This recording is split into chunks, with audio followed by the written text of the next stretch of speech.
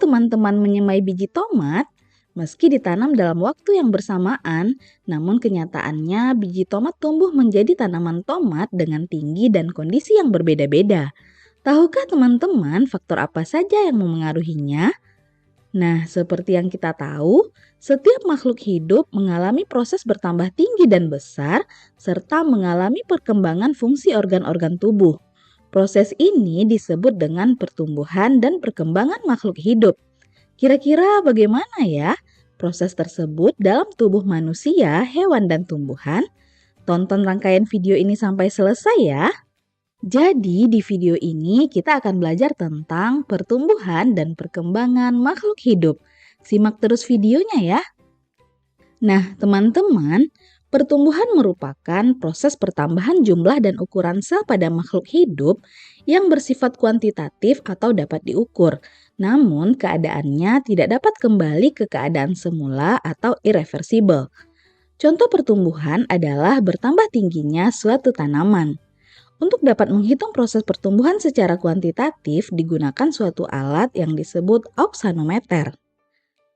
Sedangkan perkembangan merupakan proses menuju kedewasaan yang sifatnya kualitatif atau tidak dapat diukur, namun keadaannya dapat kembali ke keadaan semula atau reversible. Contohnya berkembangnya organ reproduksi berupa bunga pada tanaman. Walaupun berbeda pengertian, proses pertumbuhan dan perkembangan berjalan bersamaan dan saling terkait. Pertama, kita bahas pertumbuhan dan perkembangan pada tumbuhan. Pertumbuhan pada tumbuhan diawali dari biji yang tumbuh menjadi zigot, kemudian menjadi embrio yang dilengkapi cadangan makanan.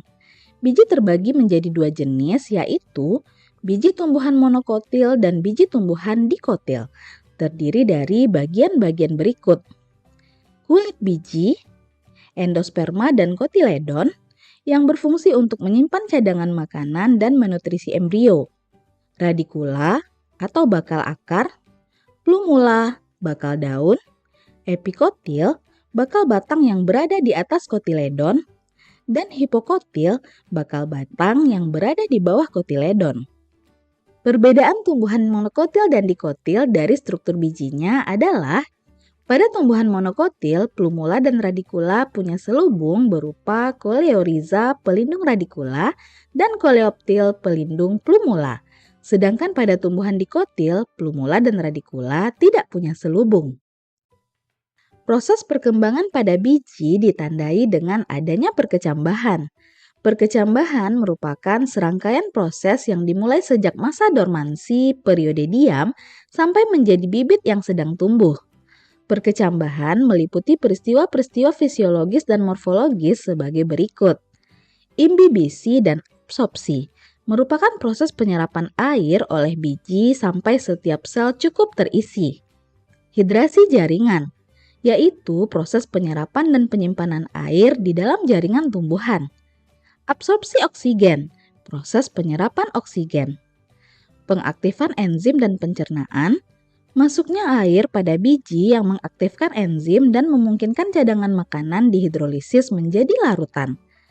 Transport molekul, molekul larutan yang telah terhidrolisis akan dibawa ke titik tumbuh kecambah yaitu sumbu embrio. Peningkatan proses respirasi dan asimilasi, hingga munculnya embrio. Perkecambahan biji dibedakan menjadi dua tipe yaitu epigeal dan hipogeal. Epigeal apabila terjadi pembentangan luas batang di bawah hipokotil sehingga hipokotil dan kotiledon terangkat ke atas tanah. Contohnya perkecambahan kacang hijau Phaseolus radiatus. Hipogeal apabila terjadi pembentangan luas batang ke atas sehingga daun lembaga epikotil terangkat ke atas tanah, tetapi kotiledonnya tetap berada di dalam tanah. Misalnya perkecambahan kacang kapri Pisum sativum. Proses perkecambahan yang bisa diamati adalah munculnya plantula atau tanaman kecil dari dalam biji sebagai hasil pertumbuhan dan perkembangan embrio.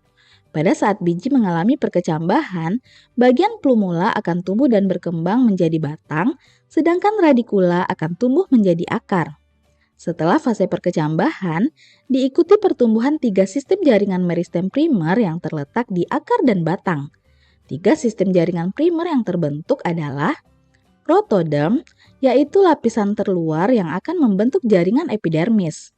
Meristem dasar, yang akan berkembang menjadi jaringan dasar yang mengisi lapisan korteks pada akar, dan prokambium, lapisan dalam yang akan berkembang menjadi silinder pusat yaitu xilem dan floem. Pertumbuhan yang terjadi pada tumbuhan dapat dibedakan menjadi 2, yaitu pertumbuhan primer dan pertumbuhan sekunder. Pertumbuhan primer terjadi sebagai hasil pembelahan sel pada jaringan meristem primer yang terdapat di ujung akar dan di ujung batang. Adanya jaringan meristem primer pada ujung akar dan ujung batang ini memungkinkan tumbuhan tumbuh lebih tinggi atau lebih panjang. Pertumbuhan sekunder terjadi sebagai hasil aktivitas jaringan meristem sekunder yang terdapat pada tumbuhan dikotil berupa kambium dan kambium gabus. Adanya pertumbuhan sekunder memungkinkan bertambah besarnya organ-organ tumbuhan. Jadi, kita bisa membedakan pertumbuhan primer dan sekunder sebagai berikut. Perubahan bentuk yang terjadi pada pertumbuhan primer terlihat dari ukuran batang tanaman yang memanjang dan adanya pelengkap batang. Sedangkan pertumbuhan sekunder terlihat dari diameter batang yang membesar. Jaringan yang berperan dalam pertumbuhan primer adalah jaringan meristem apikal dan interkalar. Sedangkan pertumbuhan sekunder terjadi karena peran dari jaringan meristem lateral. Pertumbuhan primer menghasilkan pertumbuhan longitudinal, sedangkan pertumbuhan sekunder menghasilkan pertumbuhan radial. Pertumbuhan primer sudah terjadi sejak awal tumbuhan ada, sedangkan pertumbuhan sekunder terjadi mengikuti pertumbuhan primer.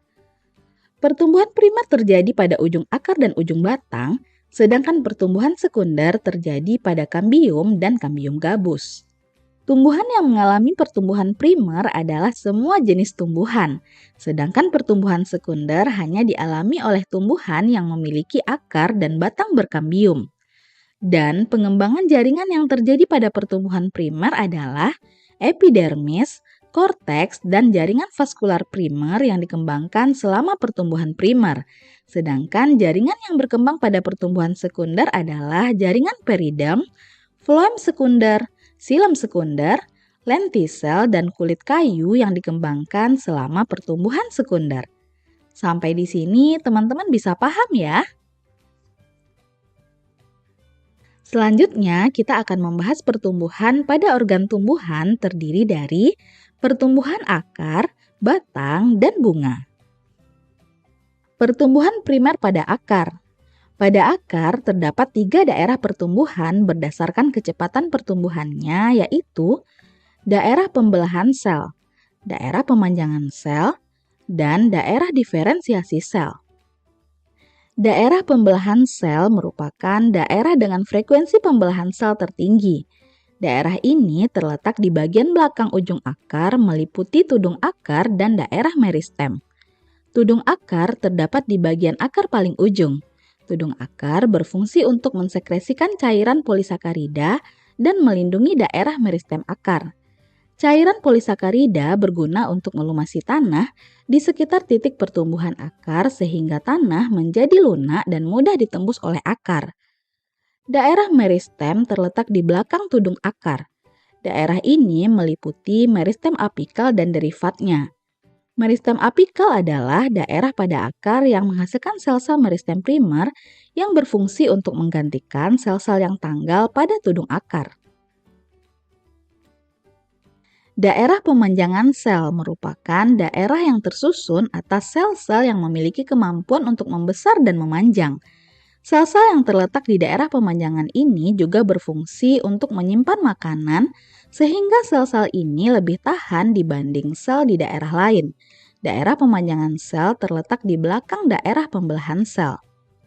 Daerah diferensiasi sel merupakan daerah tempat terjadinya pematangan sel. Daerah ini terletak di bagian akhir akar. Pada daerah diferensiasi, sel-sel daerah pemanjangan mulai terspesialisasi struktur dan fungsinya. Epidermis pada daerah ini sudah terdiferensiasi dan tumbuh menjadi bulu-bulu akar, xilem, dan floem. Pertumbuhan primer pada batang. Pertumbuhan dan perkembangan primer pada batang meliputi daerah meristematik, daerah pemanjangan, dan daerah diferensiasi. Daerah meristematik batang terdiri dari tunas daun dan meristem apikal. Daerah pemanjangan disusun oleh prokambium, dan pada daerah diferensiasi terdapat epidermis, korteks, empulur, xilem primer, dan floem primer. Meristem apikal pada batang dibentuk oleh sel-sel yang senantiasa membelah pada ujung tunas yang biasa disebut kuncup. Di dalam kuncup, ruas batang atau internodus dan tonjolan daun kecil atau primordia memiliki jarak sangat pendek karena jarak antar ruasnya juga pendek. Pertumbuhan, pembelahan, dan pemanjangan sel terjadi di dalam internodus. Pada umumnya, pemanjangan batang dikotil terjadi melalui pertumbuhan internodus yang lebih tua di bawah ujung batang. Pertumbuhan sekunder pada batang. Pertumbuhan ini dijumpai pada tumbuhan dikotil yang menyebabkan membesarnya ukuran diameter tumbuhan karena adanya kambium. Kambium pada batang dibedakan menjadi dua, yaitu kambium vaskuler, merupakan kambium yang terdapat di dalam ikatan pembuluh, berfungsi membentuk xilem ke arah dalam dan floem ke arah luar. Kambium intervaskuler adalah kambium yang terletak di antara ikatan pembuluh. Tahapan-tahapan pertumbuhan sekunder pada batang antara lain, sel-sel kambium vaskuler terletak di antara xilem dan floem. Sel-sel kambium vaskuler melakukan pembelahan ke arah dalam membentuk jaringan xilem sekunder dan ke arah luar membentuk jaringan floem sekunder. Pembelahan sel-sel kambium vaskuler menghasilkan pertambahan diameter batang sehingga epidermis terkelupas atau mati. Pembelahan kambium gabus akan menggantikan fungsi epidermis yang rusak. Pembelahan kambium vaskuler terjadi sepanjang tahun, tapi kecepatan pembelahan pada musim hujan berbeda dengan musim kemarau. Pada musim hujan, kecepatan pembelahannya lebih tinggi sehingga menghasilkan pertambahan diameter batang yang lebih besar. Adanya kambium intervaskuler yang bersambungan dengan kambium vaskuler akan membentuk lingkaran di dalam batang yang disebut lingkaran tahun. Pertumbuhan dan perkembangan organ tumbuhan berikutnya adalah bunga. Berikut ini adalah tahapan-tahapan pembungaan. Induksi bunga atau evokasi. Jaringan meristem berubah menjadi jaringan meristem reproduktif. Inisiasi bunga. Perubahan morfologis dari tunas vegetatif menjadi bentuk kuncup reproduktif. Menuju bunga mekar. Terjadinya diferensiasi bagian-bagian bunga, megasporogenesis dan mikrosporogenesis untuk penyempurnaan serta pematangan organ-organ reproduksi jantan dan betina. Bunga mekar atau antesis. Terjadi pemekaran bunga biasanya bersamaan dengan masaknya organ reproduksi jantan dan betina. Penyerbukan dan pembuahan. Terbentuknya buah muda. Perkembangan pemasakan buah dan biji. Diawali dengan perbesaran bakal buah atau ovarium yang diikuti oleh perkembangan endosperm atau cadangan makanan dan selanjutnya terjadi perkembangan embrio. Nah, teman-teman, itulah pembahasan kita tentang pertumbuhan dan perkembangan pada tumbuhan. Terdiri dari proses perkecambahan, pertumbuhan dan perkembangan pada akar, batang, hingga berkembangnya bunga. Teman-teman bisa memahaminya ya?